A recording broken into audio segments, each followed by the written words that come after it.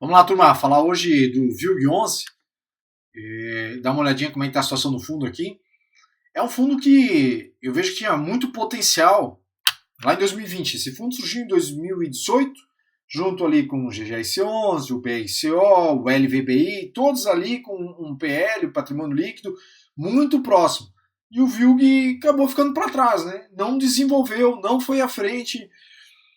Enfim, né? Gestão, talvez, seja esse o problema. Muita gente reclama da gestão do VISC, perdão, da 20, né? Daí tem o VISC também ali como a gestora VISC, tocando o fundo. E o fundo ele parece que deu uma direção, uma patinada, né? Não saiu muito do lugar. Então aqui nós temos, né, 2018, quando o fundo surge, base de cotistas ela é até maior do que o LVBI, por exemplo, até maior do que o BRCO, por exemplo, que eu entendo que são fundos melhores do que o VILG aqui. Mas em questão de patrimônio, o fundo ele não foi muito para frente, não. Né? Aqui nós temos o vencimento dos contratos do fundo, com 66% de receita atrelada a contratos de locação com vencimentos a partir de 2028, né? Bom sinal. Só que tem que lembrar que tem muitos contratos típicos aqui. Então, apesar de ter essa receita contratada com vencimento só em 2028 para frente, os vencimentos eles podem ocorrer antes com uma rescisão antecipada. Né? Uma receita adicional de 0,03, a gente já vai ver mais sobre isso, mas já estava esperado. 0,70 de rendimento, então o rendimento vem subindo. A gente vai dar uma olhadinha aqui no próximo do recorrente, né? O fundo ele teve um pouquinho mais de renda nesse mês e ele pagou 0,70, próximo do recorrente. Então aqui nós temos o cenário macro, vou pular toda essa parte. Aqui nós temos a questão do fundo, que ele vai pagar um pouquinho mais, levando-se em conta os períodos de carência de novos contratos de locação assinados, somados os demais períodos ainda vigentes. O resultado recorrente do fundo representa aqui um incremento de 0,03, apresenta, né, um incremento de 0,03 até o quarto trimestre desse ano.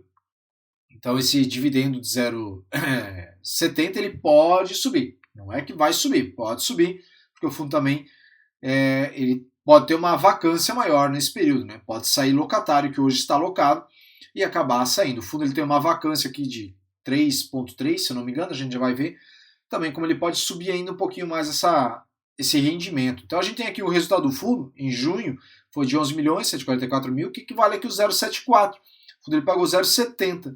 Então a gente vê aqui que ele guardou mais 4 centavos para as reservas. Né? O resultado dos imóveis totalizaram 3 milhões, que é equivalente a 0,90. O fundo encerrou o mês aqui após a distribuição dos rendimentos com uma reserva de resultado não distribuído de 0,13 cota, guardando esses 4 a mais aqui. Lembrando que pode entrar, pode entrar até o final desse ano, vai entrar na verdade, mais 0,03. Eu falei pode, porque como eu disse, se aumentar a vacância, esses 0,03 que já estão contratados para entrar esse ano, pode acabar não mudando nada se a vacância aumenta no fundo, tá? Então a gente vê aqui a reserva acumulada, eu acho interessante, eu falo isso todo vídeo, acho interessante os fundos fazerem uma reserva para em caso de vacância eles conseguirem distribuir um resultado muito próximo, então essa reserva, a meu ver, deve aumentar.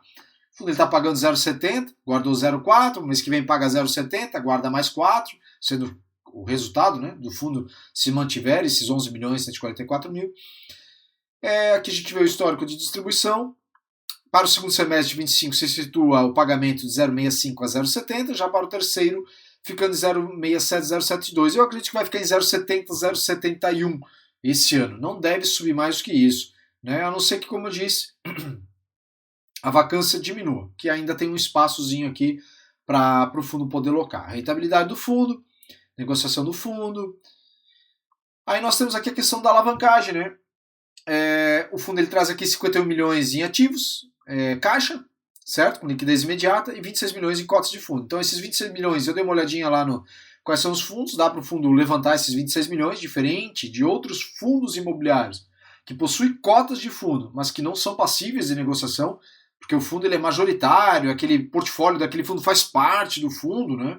Então não adianta botar que tem 100 milhões em fundo imobiliário, em cotas de fundo imobiliário, que pode virar caixa, porque dos 100 milhões, de repente, 70 milhões é um fundo imobiliário que o fundo incorporou ou adquiriu, mas não eliminou o fundo, continua lá e tal. Então, assim, esses 26 milhões aqui, eles de fato podem virar caixa, assim como tem esses 51 milhões. Então o fundo ele tem aqui os seus 77 milhões em caixa, o que dá uma tranquilidade para o fundo para esse ano e para um período do ano que vem. Porque a gente olha aqui, ó, do montante total, o fundo possui 308 milhões, sendo líquido 231 milhões desse montante total. 7% apresenta vencimento em até 12 meses.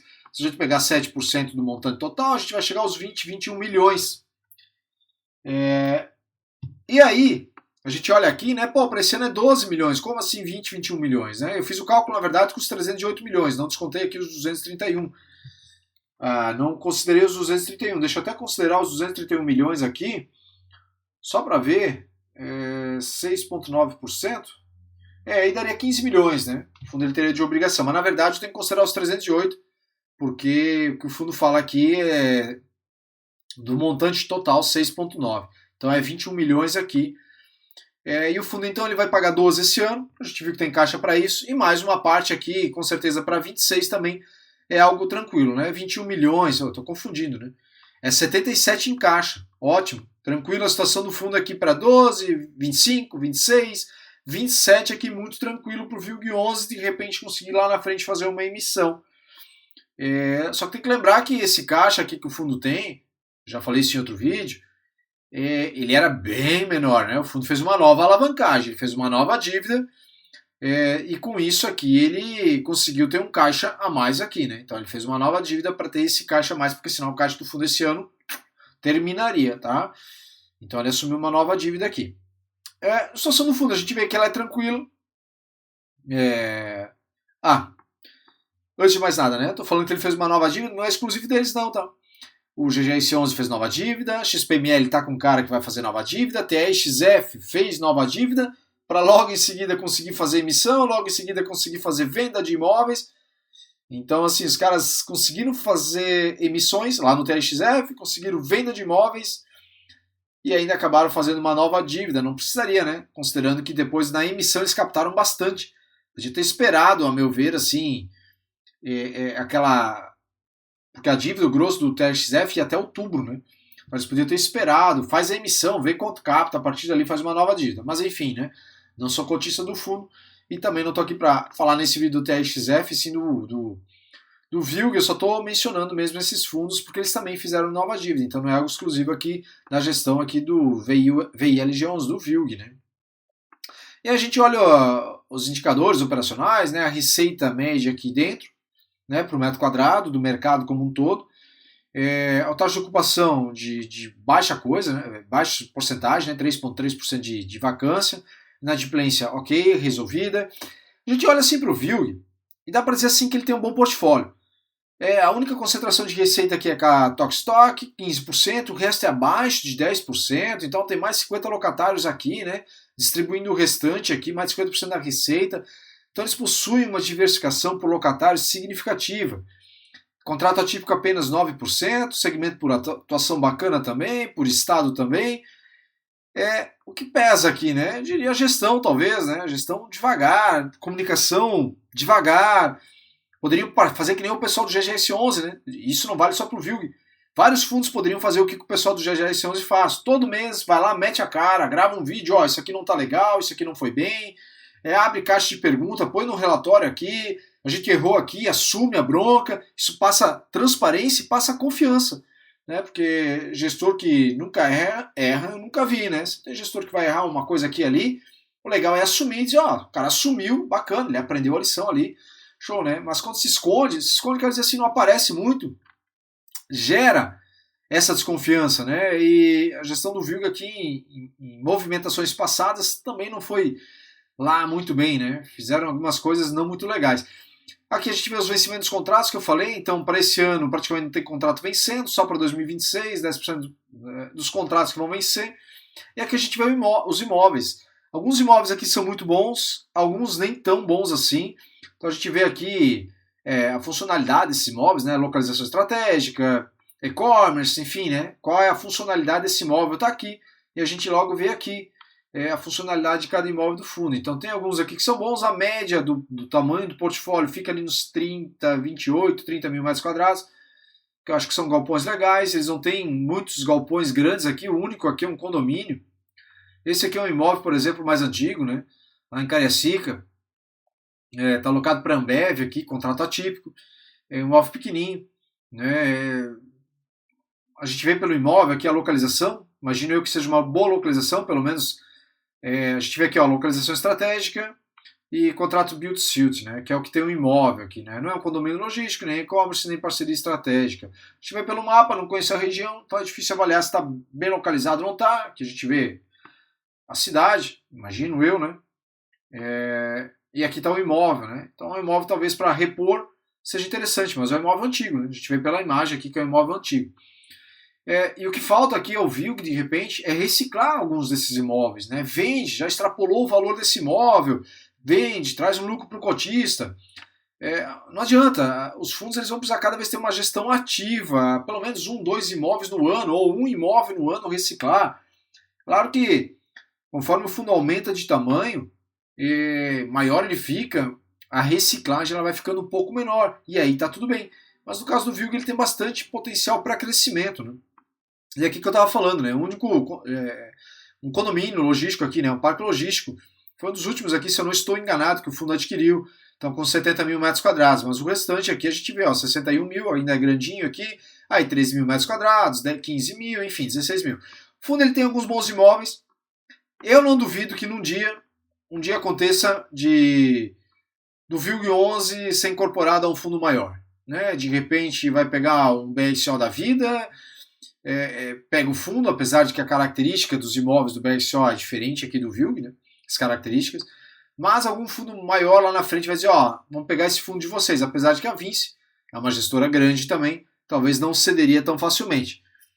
Né? Mas assim, para recuperar a confiança aqui, acho que o gestor precisa aparecer mais e precisa reciclar um pouquinho desse portfólio, né? Eu vejo como um bom fundo, entre aspas, bom fundo. A gente olha o retorno do fundo, não é um retorno interessante, vem perdendo para todos os índices, né? Inflação, CDI. Aqui a gente vê que eles trazem o VILG líquido, CDI líquido e FIX, mas tu olhar o IPCA, jogar o IPCA também perde. Claro que o momento também é ruim. A receita do fundo caiu lá atrás, porque aumentou a vacância, chegando quase a 15%, consequentemente juros subindo, aí a cota do VILG foi bem amassada, né? Muito mais do que os seus pares. Eu acho até que não fazia muito sentido. Mas ali faltou a gestão de repente reciclar uma parte dos imóveis, ao invés de fazer uma nova dívida, estar mais ativa, mostrar, ó, a gente não está fazendo dívida nova, vendemos esse imóvel aqui, trouxemos um lucro, vai distribuir esse lucro para o cotista, consequentemente a gente vai conseguir pagando a nossa dívida ali por mais um período.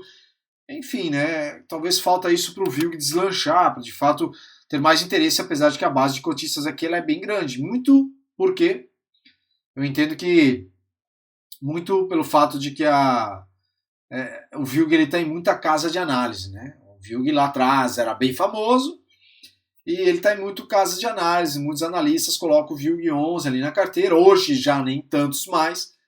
Eu nunca coloquei o VILG na minha carteira e para quem passava pela minha consultoria, jamais coloquei o VILG também, sempre expliquei os motivos lá na consultoria. Mas muito por isso acho que tem essa base de cotistas tão grande, né? A gente olha o Vino, é a mesma coisa, né? De Lages, uma base de cotistas bem significativa, apesar de que eu acho que lá nesse caso a situação é bem delicada do Vino 11. Mas enfim, né? Esse é um resumo aqui do VILG 11. Se você me pedir assim, Jado, o que tu acha? Vale a pena entrar no fundo? Eu diria, olha, temos opções melhores. Né? Temos opções melhores. Mas vai de você, né? De repente querer botar ali 3%, 4%, para ter mais um logístico na carteira, dependendo da carteira que você tem, pode ser interessante, né? Aí tem que aprofundar mais os estudos. Lembrando sempre que esses vídeos que eu gravo aqui é resumo. É um vídeo apanhado, algo rápido. O que eu levo, de fato, mais profundo é nesses meus relatórios aqui, né? Onde eu gravo aqui para o pessoal lá do meu grupo fechado. Eu entrego esses relatórios todo domingo, então aqui eu entrego mais detalhes, eu entrego a minha opinião a respeito de algumas situações dos fundos, né? Recentemente eu comecei a botar essa tabelinha aqui embaixo, que é uma tabelinha com um foco aqui de colocar a relação do PVP do fundo. Então todo sábado essa tabela aqui é atualizada e domingo é entregue esse relatório. Então o pessoal fica a par do que está com desconto, o que não está. Sempre lembrando que a gente não olha o VP aqui para decidir se compra um fundo ou não, principalmente em tijolo, né? Mas é legal ter para ter uma noção dos descontos aqui, dos pares e tudo mais, né? Então, de repente, você tem interesse em participar desse grupo? Lá sim, lá eu informo. Trabalho no 1 a 1, né? Com os clientes que têm dúvida. Jader, esse fundo aqui e tal, pô, me explica a situação aqui. Eu explico, né? Obviamente, para isso tem um valor de R$ 79,90. E aqui na descrição desse vídeo tem um link, se você tiver interesse, basta me chamar, tá bom?